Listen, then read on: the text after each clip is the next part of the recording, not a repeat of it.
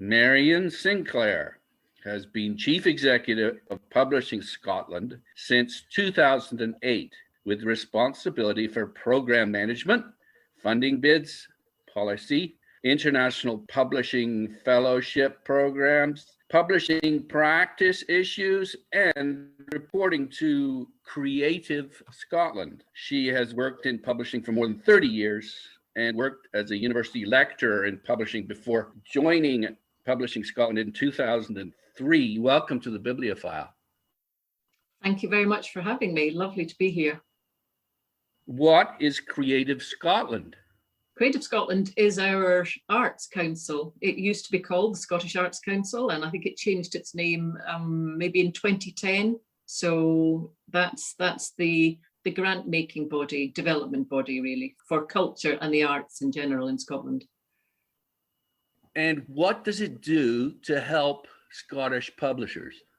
It funds publishing activity. So publishers, individual publishers will submit their publishing programs, and they need to be really specific about the books. So they need to name the books. They will sometimes apply for a single project or a series or a new imprint or a new set of, say, marketing initiatives for a particular strand of books. And Creative Scotland, it's a very, very competitive process. And you are not only being judged alongside your fellow publishers, you're being judged alongside music and festivals and film and, well, maybe not film actually, because I think recently Screen Scotland has been established, but you're certainly there with all of the other art forms, theatre, dance, and your bid for funding will be assessed alongside all of those other art forms.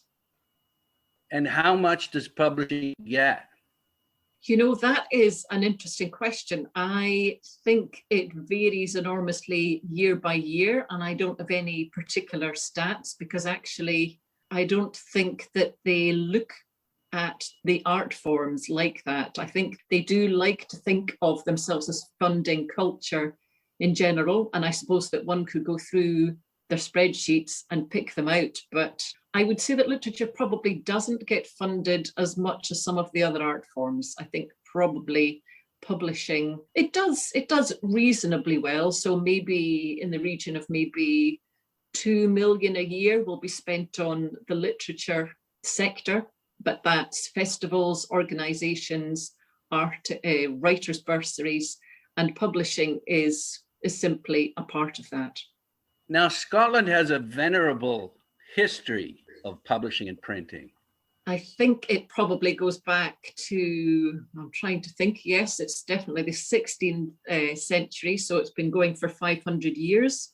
And I suppose that most of it is kind of centered around Edinburgh and got a real boost by religious publishing mainly, obviously, at the beginning. And Edinburgh was a bit of a hotbed for Enlightenment thinking, but also religious thought.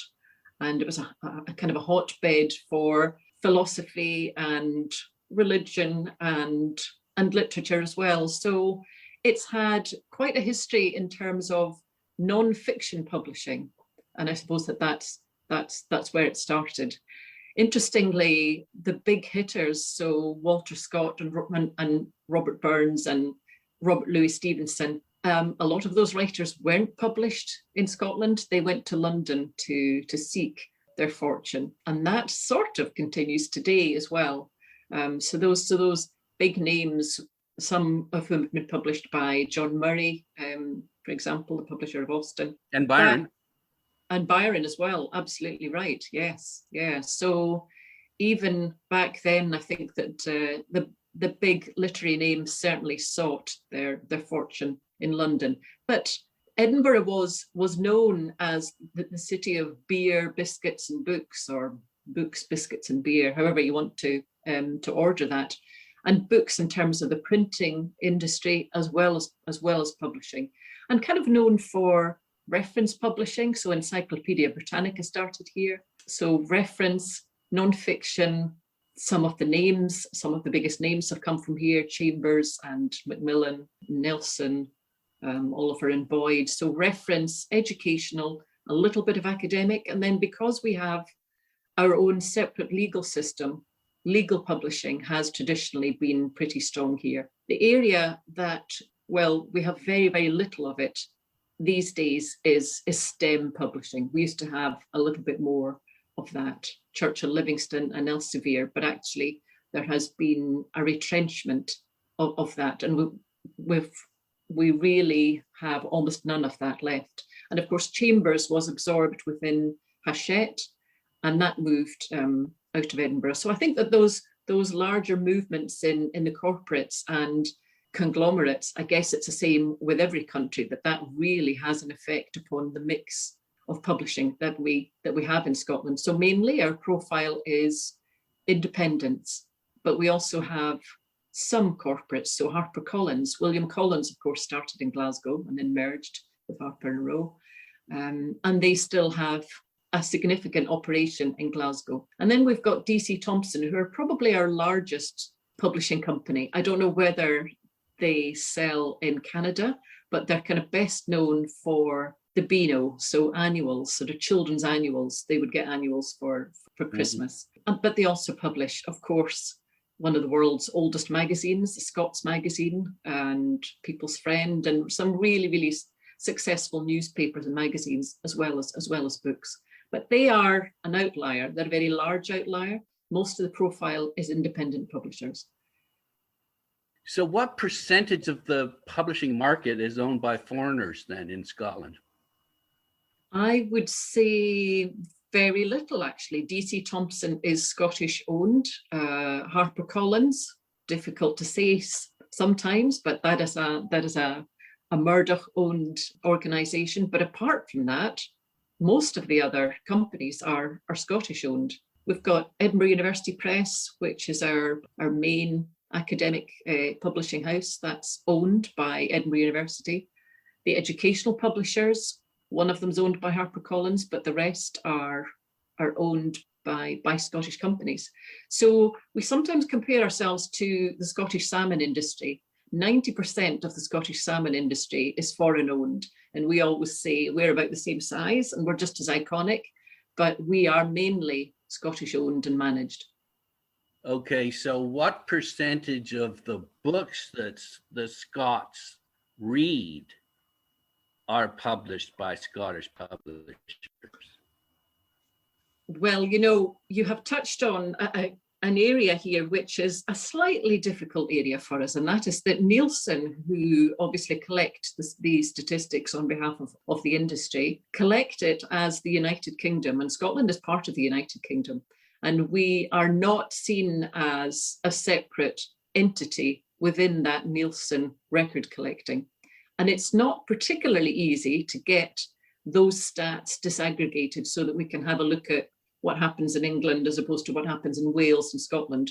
Ireland is separate, but the United Kingdom is seen as one market, and it's slightly difficult to get that. We, of course, can look at the Scottish bestsellers, and there will be some Scottish authors in there. So, for example, Ian Rankin will be in there, Val McDermott will be in there, Alexander McCall-Smith will be in there. The multinationals, though, they're published by the multinationals. That's absolutely right. Yes, yeah, and I guess that you are kind of hitting on that strange situation that we have, that most of the books that are bestsellers in Scotland are not published by Scottish publishers, because I think it's true to say that they plough a different furrow, most of them. A lot of them are niche publishers. A lot of them publish debuts or in a particular genre. They don't, on the whole, go for the mass market.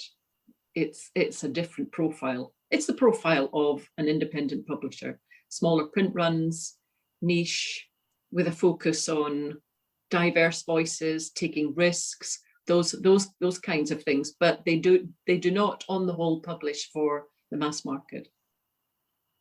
So you have no idea what percentage of total sales your independent publishers are responsible for then?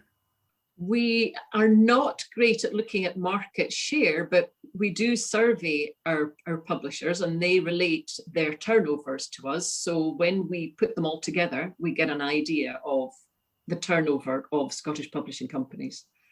Sometimes people say that there are really blurred edges now between, what is a publisher, and are you counting self-publishing, and are you counting journals publishing, and are you counting Bible, the printing of the Bible and the distribution of that? And there are lots and lots of blurred edges, and we are quite comfortable with that.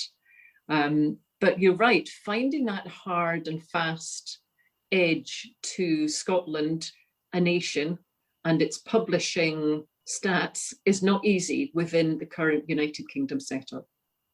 I would love there to be a kind of a harder data edge to that, but at the moment, nobody really is collecting the data in that way. And I remember that we had a consultation or a review of the sector a number of years ago, and I was looking at your official stats and looking at your way of collecting data, and that very, very minute and detailed questionnaire that was being sent to all publishers. I don't think the publishers would have liked that.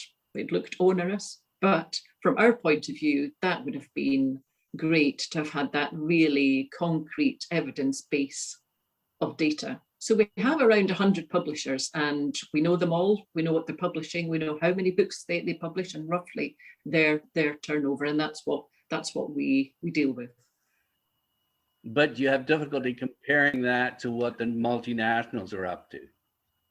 Yes, I think so. And also it doesn't take Amazon into account, of course. So with some of our members, Amazon may account for up to 50% of their sales. But of course, Amazon are notoriously wary of giving out data, and certainly do not give it out on that kind of granular level. And of course, there are then book wholesalers who will cover the whole of the UK, and they don't tend to disaggregate either, or at least they don't tend to publicize that data. It is their own data. So we try and work around it in many ways. So when we do a member survey, we say to publishers, what's the percentage of your sales that go to Waterstones, the wholesalers, and Amazon and so on?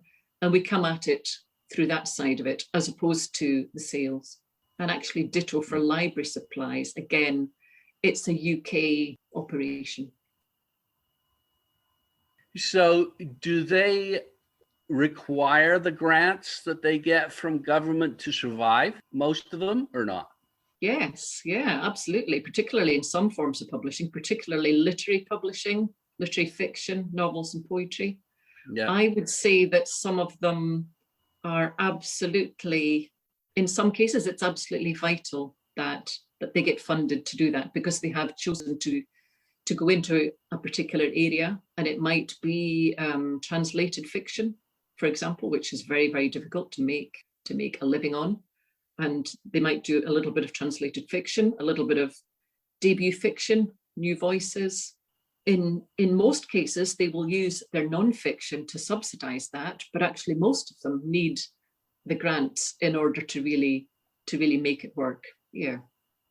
It's an art form that needs sustaining through public subsidy in a lot of cases. Yeah. So your mandate at Publishing Scotland is to create an environment that allows publishers, writers, and others to innovate. You do that. We tackle it in a number of ways. One of them is that we help them professionalize, and we can do that through the very basic route of training, mentoring, support, advocacy, but we also lobby for funds for them. We give them opportunities. We do brokering between themselves, for example, and independent production companies, with the BBC, with film companies. We give them platforms. What do you mean brokering? We, I guess, act as facilitators for the contacts, for bringing them together. We have pitching sessions where we bring the BBC producers and independent production companies together with our members, and we hold pitching events and information events. So certainly not not brokering in terms of being the middleman there, getting involved in the commercial transaction, but really in that networking and relationship building. We are there to support them in whatever business they're doing, whether it's domestically or whether it's export. So if they want to operate internationally, we subsidize some of the travel to book fairs. We subsidize their participation on the stand, on the collective stand. At book fairs, we do collective rights catalogues. We've got an international publishing fellowship, which is designed to bring the world's publishers, editors certainly, commissioning editors, acquiring editors who come to Scotland for a week in August to meet our publisher. So we are there really to make them visible, to professionalize, to fund them. So we run a series of funds. We run a translation fund. If our publishers wish to sell the rights of their titles overseas, we offer translation funds for international publishers to buy books from Scottish publishers. It just helps defray some of the translation costs. So we just try and be as pragmatic and practical as possible. And I think with the independent publishing sector, we're aware that even small amounts of money and effort can make a difference. Yeah, I noticed that you've got HarperCollins in your membership, as well as Canongate and the Edinburgh University Press. How can you have a unified voice if you've got the little guys and the big guys? Yeah, that's not always easy. It is a very diverse membership, and we've got sole traders and HarperCollins. But I think it's because we do such a variety of activities that, we don't hit them all with the same activity, but with the mix that we manage throughout the year, whether it is a book fair or a conference or a bit of training. So we have, for example, some of the staff from HarperCollins who perhaps would prefer to travel to Edinburgh than to London to get trained in a particular area. It's cheaper. And that was really one of the reasons why Publishing Scotland was set up, because in the 1970s, Publishing Scotland was set up in 1974. I think that the Scottish publishers found it expensive to travel to London for a training course. And they thought, why don't we bring the training closer to home? And that was one of the reasons. So we've had staff from those areas, from those particular companies. My dog has just come in. We've had staff. Not barking though. Not yet. Anyway. No, not yet. No, someone will come to the door and then he starts. So I think that we've done some lobbying, and I think it's true to say that the lobbying benefits the indie sector more than it benefits the corporates. But the corporates are really happy to be part of. HarperCollins is really happy to be part of the community in Scotland, because when they've got vacancies, they get their staff from there. If they've got networking, if they've got development, if they've got, and it helps them to see themselves as part of a landscape, the Scottish landscape as well as the UK picture. Well, it does have roots there too, right? It does, yes, yeah. For whatever that's worth. Certainly in Glasgow, there has been a long history and a continuation of tradition there, and I think that they celebrated their I think it was their bicentenary last year or the year before. I know we've lost a year in time, and I think that they are very proud of their Scottish roots, but also of the fact that they have continued an operation there. And not only are they publishing there, cartography and travel and reference and educational, but they also distribute and print as well. What kind of lobbying specifically do you do? We don't lobby in terms of copyright, for example. So I'm kind of starting to say what we don't lobby on. Copyright is a UK activity, and we leave that to the PA. They are well equipped to deal with it. They've got a history of dealing with it. The kinds of lobbying that we would do are the areas which have been devolved to the Scottish Parliament, and that is culture. But also some of the levers of the economy have been devolved. So some income tax, for example, VAT is not. VAT is UK Treasury. The COVID crisis is ongoing. Last year, we lobbied for funds for the sector. So we lobbied to the Scottish Government for that. And we lobby for digital support, digital help, if there are any kind of digital schemes. Sometimes it's money, sometimes it's legislation. So I guess that Publishing Scotland sees itself as being part of the wider cultural landscape, and we're part of Culture Counts, which is a kind of a body which lobbies for the inclusion of culture in other areas of civic life. So in health, in well-being, in education, in planning laws, and so on. We are kind of there in that culture mix, and we would like to represent publishing and writing in there. You lost me. In what way? So what if you're part of health, for example? How does that benefit your members? How does that benefit our members? There is such a thing as prescribing at the moment for therapy, and certainly it helps us to be seen as part of a larger sector of creatives, as part of the creative industries. It's not just that we count in terms of our turnover, counting in that. It's more that we are part of a sector. I'm a great believer in the creative industries seeing themselves as being alike and similar. We have kind of great blocks of sectors in the country. Oil and gas is really massive. Food and drink is really, really large. And sometimes the creative industries can get lost in that. But I think they're actually really important for cultural life and for Scottish identity, and for lots of reasons. And I think that the way that independent publishing captures voices and thoughts and trends and the history and the imagination of the nation is really important. And I think it really deserves its place within that kind of wider cultural offering. I suppose that's really what I mean by we are there to kind of claim our place there as part of the thriving creative industries.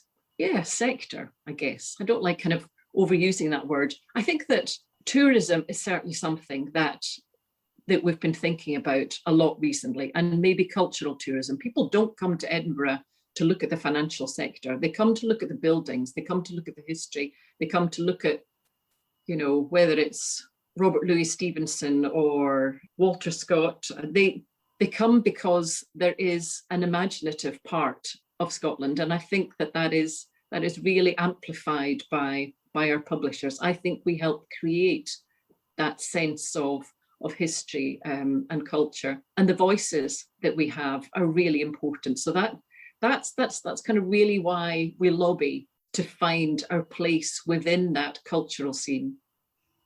Because I'm sure that you'll have noticed this, book people and publishing people tend to be a lot more understated than some other art forms. And you can often end up a little bit behind the door. And we think that actually, in terms of value for money, that an $8.99 paperback is a really democratic art form. It is more democratic. A pizza is more expensive than a book, but a book can change your life. I don't know about pizza. So we're really there to kind of remind people about literacy, the value of the book, the value of reading, its place in national life, in the imagination. And I don't want to kind of overstate it too much in saying that because Scotland publishes and because of its writers, we attract tourists. That's not it. But the whole notion of Scotland and why people come, they do not come for the weather, they come for the culture and the imagination and the ideas and the folklore and the music and all of that. They come for J.K. Rowling. They do partly, yes, they do. And she lives not that far away from where I am, maybe 10 minutes in the car. Yeah, not that we see her that often. No, book people aren't quite as histrionic as some of the other arts people.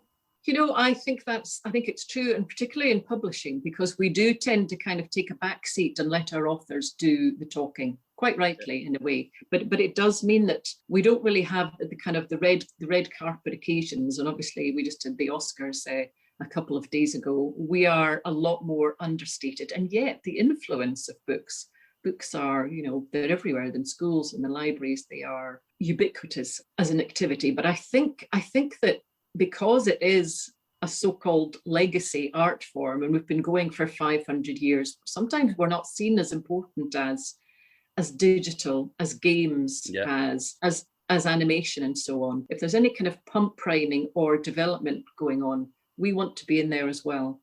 So hence the lobbying. So is the Scottish government doing anything to prevent foreign takeovers?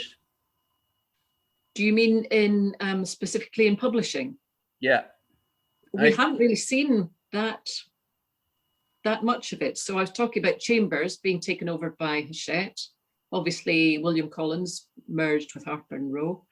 But apart from that, the indies are not particularly a target of corporates at the moment. What we're seeing more, though, is that the corporates, and a bit like Ireland as well, are deciding to move out of London, and that they are moving into two places, specifically the north of England and Scotland.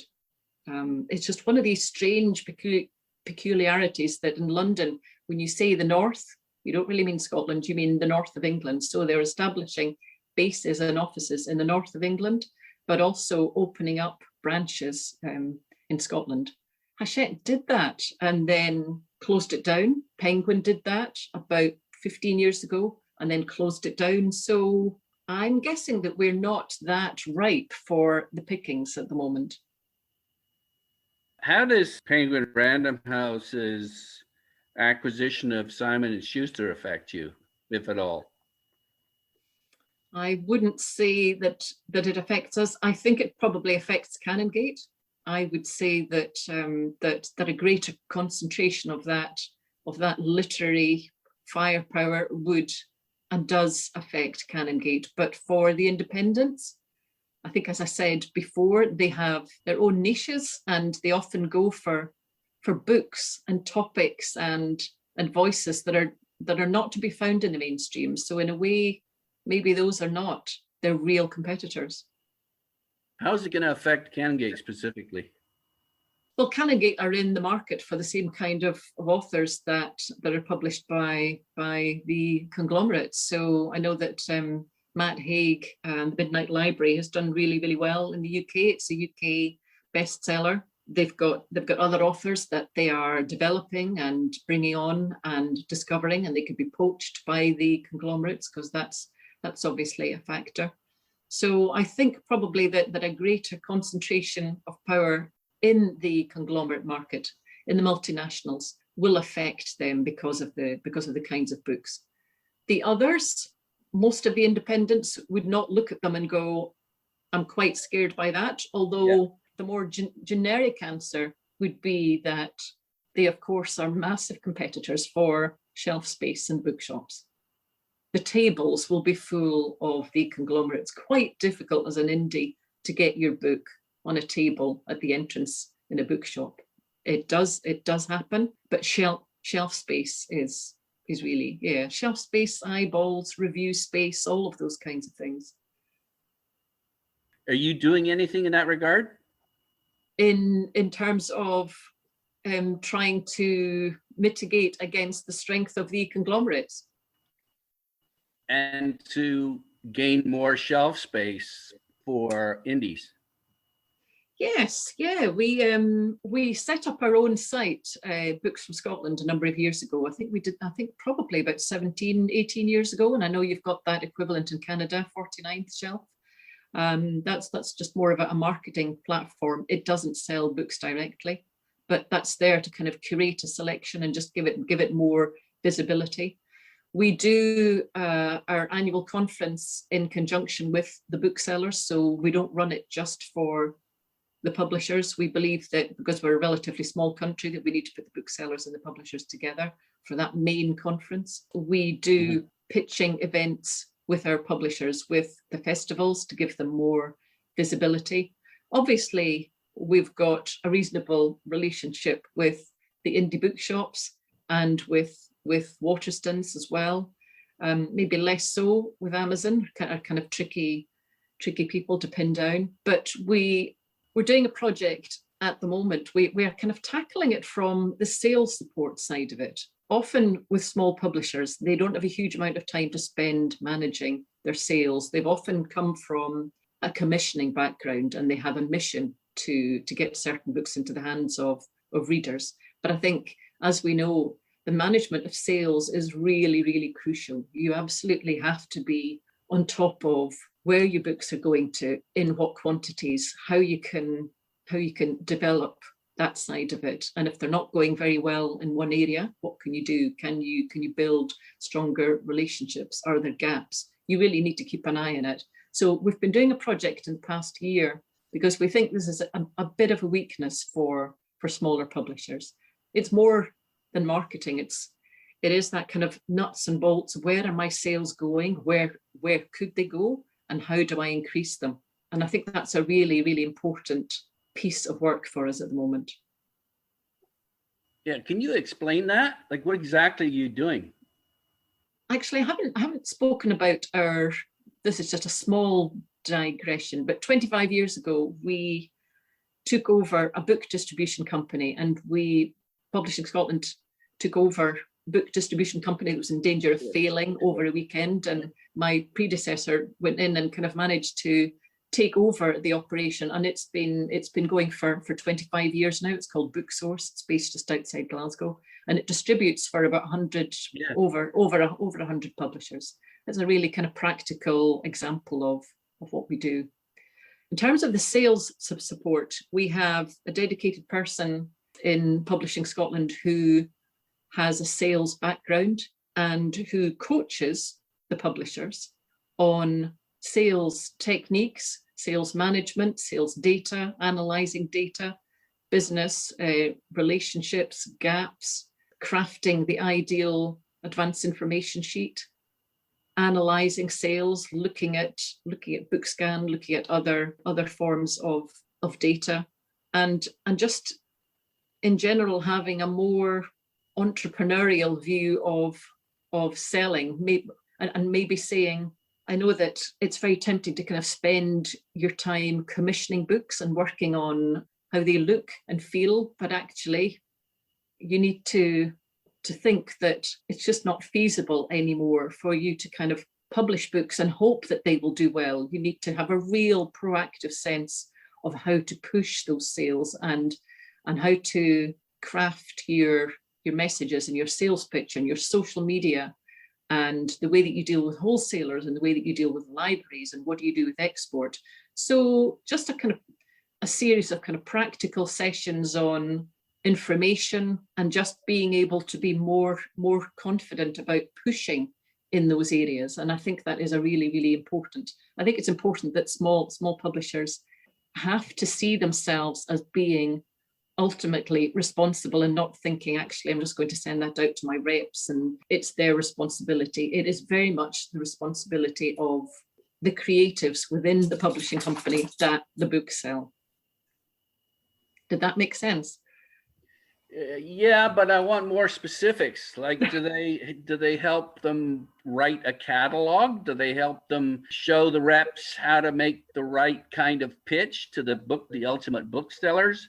Do they come up with a list of all the booksellers and say, you need to know who you're selling to and how much, and if this book is doing well in this particular town, well, you need to feed them more? Is that the kind of thing you provide? That is exactly it. Yes, I mean, it really does come down to the nuts and bolts, that sort of 80-20 principle. Concentrate on what really matters for your books. Know your market. I think it's true to say that a lot of publishers, and this is true all over the world, a lot of publishers don't, on the whole, do much market research. I'm talking here about fiction publishing. Yeah. Sometimes it's not always possible to do market research in fiction publishing. You often have to be guided by your editorial instincts. But you also need to think, I have a market out there. if I'm going to serve my author properly, I need to be as professional as possible in how I deal with that market. Even though there's just me, I'm a sole trader, I'm doing it all myself. You need to be aware, really aware of your key messages, what your AI looks like, crafting your cover and your blurb, knowing the best booksellers to target, knowing when to target them, your critical path in dealing with Waterstones. I mean, it really is as kind of minute and detailed as that. Have you put together some kind of kit?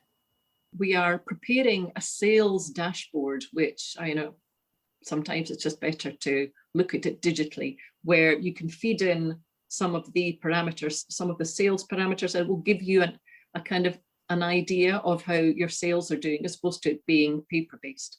There's a lot of information around that you might get from your distributor, but we're looking at ways in which we can pick out the key elements of the key data elements and form a kind of a dashboard for small publishers so that they're able to say, my top 10 titles, am I hitting the top 10 customers? Am I hitting the top 20? That's in Scotland. What about the rest of the UK? Have I sent all my information to all the library suppliers that I could do that? Yeah, so I guess a digital toolkit is what we're doing. Just in the past few months, we've sent 7 of them to a data-driven company course from the University of Edinburgh, and we're about to send another 5. So we are paying for them to go on a course that is being run by the informatics department at the University of Edinburgh, which will enable them to take more of a data-driven approach to selling their books. I mean, a lot of this it sounds new. It's not really new, because in the end, it's all about, you have a print run, you need to sell it, and then you need to sell your next print run, hopefully. That's always been the case. But I think that nowadays, there are certainly some off-the-shelf tools that you can use, that you can look at your sales and just be more in control of what's happening, and just to make people aware that it's not just about nice covers and the right book, but that you need to get the right data out there as well, both out in terms of metadata, but also in for your sales. I mean, a lot of it is new. I also come from an editorial background. I used to be a commissioning editor, and we didn't look at spreadsheets on the whole. We looked at our P&Ls, and we were responsible for that. We didn't look at spreadsheets, and we didn't really look at that. We kind of relied on our reps to say, is the book selling well in those areas? And then you would look at your sales. But I think this is kind of hopefully giving smaller publishers a tool, and also educating them into the view that you are ultimately responsible for every single sale that you make, and how can you maximize that? Yeah, this is the kind of stuff that reps are supposed to do. If they had the time. But then reps carry a lot of lists on the whole. I mean, if you don't have a dedicated rep, and most of the smaller companies don't, they're using, sometimes you're not first out of the bag, you are 10th out of the bag, and you might have, 30 seconds with a buyer. Having been out with reps on the road, sometimes it's frightening how few seconds you get for the book that you've been working on, your baby that you've been working on for 2 years, and then it gets passed by the buyer's nose in about 10 seconds, and that's it. And you just think, my gosh, the messages and the cover and the blurb and what's being said are so important. Social media enables that more direct relationship with the customer, and that's the thing that's changed probably from 30 years ago, that now publishers are in direct contact with their customers through social media, and the messages are different, and the way that you talk to them is different, and dealing with Amazon and thinking about, do I put an ad on Facebook? All of these are decisions that are made by the publisher as opposed to the rep. So there is more of that kind of opening out of the possibilities, which is a good thing. Just returning to BookSource, that distribution house that you have a majority share in. Yeah. So how do competing distributors feel about that? Oh, I don't think they have ever expressed a view in that direction. I think that they are actually probably quite happy that they're dealing with their part of the market and that we're dealing with maybe smaller sized companies who they probably wouldn't take on, I'm guessing, in some cases, because they will be too small. Okay.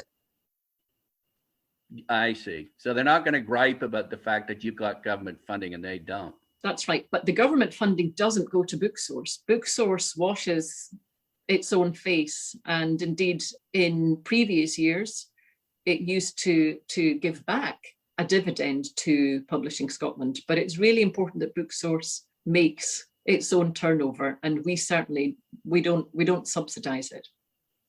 Okay. Okay, now I'm just in winding down, I'm going to paint a little picture of Canada for you and the problems that we experience, and then I want you to solve them for us, okay? I'll try. Okay. One was McClelland and Stewart. And John McClelland, around the turn of the century, I think he was born in the 1880s, actually, described as being Irish, but born in Glasgow. And then they came to Canada. There's also Ryerson, there's Macmillan, there's Thomas Nelson, Cop Clark, a whole range of Morang, Briggs, a whole range of firms that primarily were agents for British and American publishing houses. And they got a piece of the action.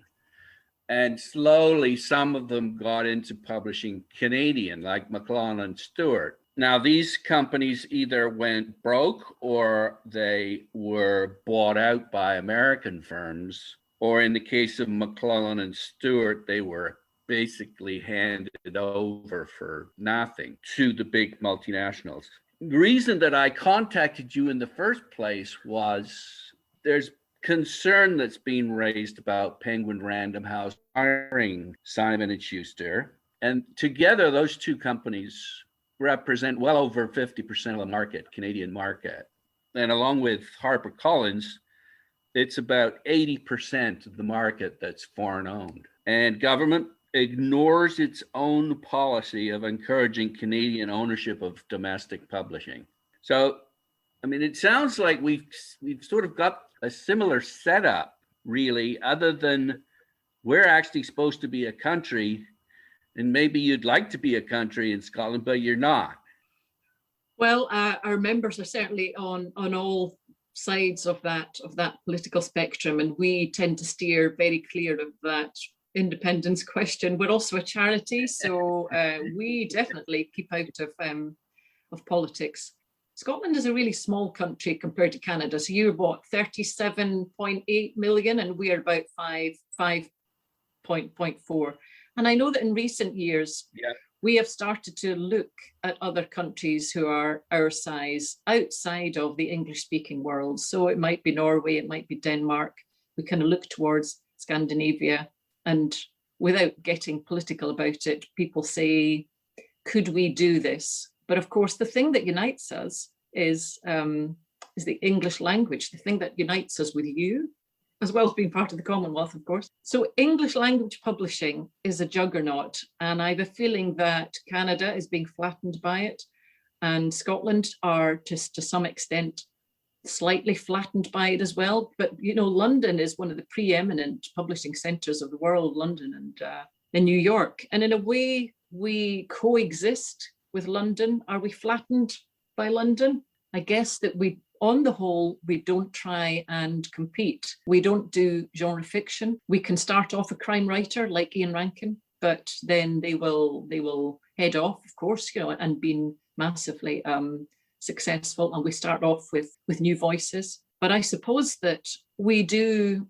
view London, and you will view New York in the same way, that it is a juggernaut, and it kind of pulls everything to it: influence and reviews and infrastructure and attention and visibility and money and all of those kinds of things. And I think that in Scotland, we see ourselves as a small part of the UK. We are a distinct nation. I think that we really do think that. The independence question or not, I will just park. But we do look at other countries, and we do look at Ireland as well. But we look at other Scandinavian countries and we think, apart from the languages there, apart from the English language question there, these are the kinds of countries that we need to look to measure ourselves against. Don't measure ourselves against London, you know? And in a way, our publishers think to themselves, I've got a particular mission to publish in areas that I know the conglomerates are not going to touch. And I don't particularly have a brief to grow that much. I want it to be a sustainable business. I like to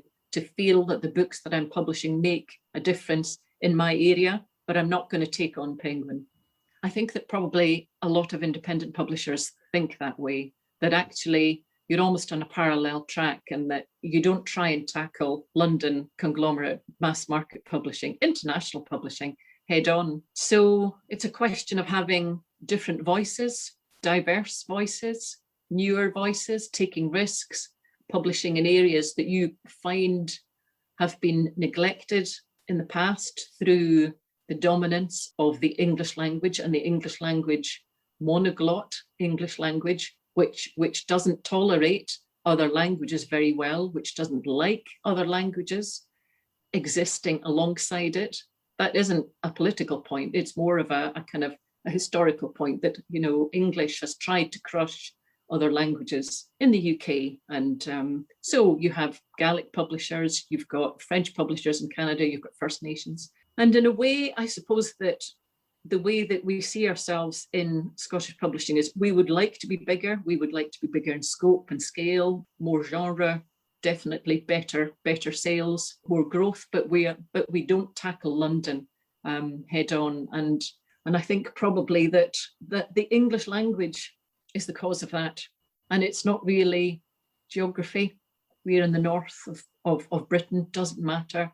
We could be out to the side, we could be somewhere else. English language publishing is just so dominant and lucrative and tends to kind of chew everything in its path. And maybe we just stay out of its path and do our own thing. I don't know. Now, I don't know whether there's any lessons there at all.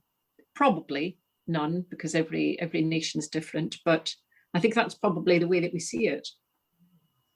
Well, that's kind of pathetic, though. You just stay out of their way. When we're talking about a national identity here, and our identity should be to stay out of their way. I think it's actually the opposite for us. The fact is that Scottish national identity, we do not want it to be filtered through London. So we are there in a sense to make it more visible, to give it a platform, to kind of give it its full due and its full place. That would not happen coming from London. We have to be there. So in a way, we're not rolling over. We are simply saying you have your limitations, London, and the corporates. It will never be your responsibility to deal with questions of national identity because you're not interested in that really. It's more about, you know, excellence in publishing and making money, but it is not about restoring lost areas of national identity and culture. That is what Scottish publishing is for. And I think that it's being taken very, very seriously. That's why I'm talking to you. I need advice on how you're doing it so we can do it better. That's what I'm calling you for. Yeah, I guess I am kind of going back to that kind of smaller nation thing. I suppose that it is up to your government to support the independent publishers who are keen on finding and restoring and making more visible Canadian authors, Canadian culture, whether it's coming from the English speaking or the First Nations or from the French speaking parts. Yeah. Oddly enough, and I know that in the past, we have always looked with envy at your Canada Book Fund. So are you telling me that that this is kind of reducing in size and scale? It's definitely not reducing. They're going to be increasing it this year. But good. I guess just to lay a stat on you, in the past 10 years, the foreign publishers have published roughly 250 Canadian authored books.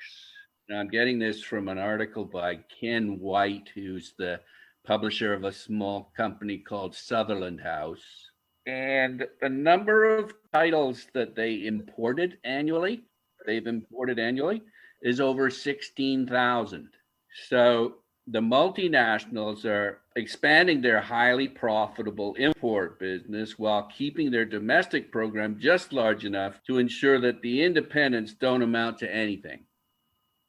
So in essence, you think that they are sort of gaming the system by complying with the criteria for your Canada Book Fund? No, they don't.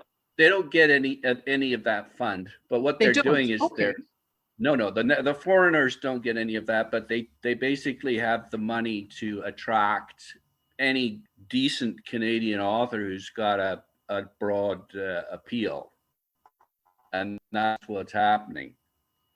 So the other concern, just to wind up here, is that sales of Canadian authored titles have fallen from about 27% to 10% of the market in the past 15 years. Is there a sense that, I don't really want to talk fashion here, but you know how sometimes countries come into fashion? So you have a moment, maybe, I don't know, it used to be when I was a student, it was Latin America. And then it was into Ireland, and then, you know, and Scandinoir is an obvious one. And Canadian literature had a moment, but maybe you are, you know, about to come back up again, let's hope. But I think that you had a time when Canadian authors, so I'm thinking about, I mean, I'm not just thinking about Margaret Atwood, but also, you know, it was Robertson, Robertson Davies, but also some of the French-speaking theatre companies as well were doing well at the same time. Is there a kind of a bit of a loss of confidence in that distinctive Canadian national identity? Because actually it's the opposite in Scotland at the moment. I think that at the moment we are in a kind of a massively abundant time of Scottish writing, and it's not just genre, it's not just crime, it's literary fiction. Shuggie Bain is great.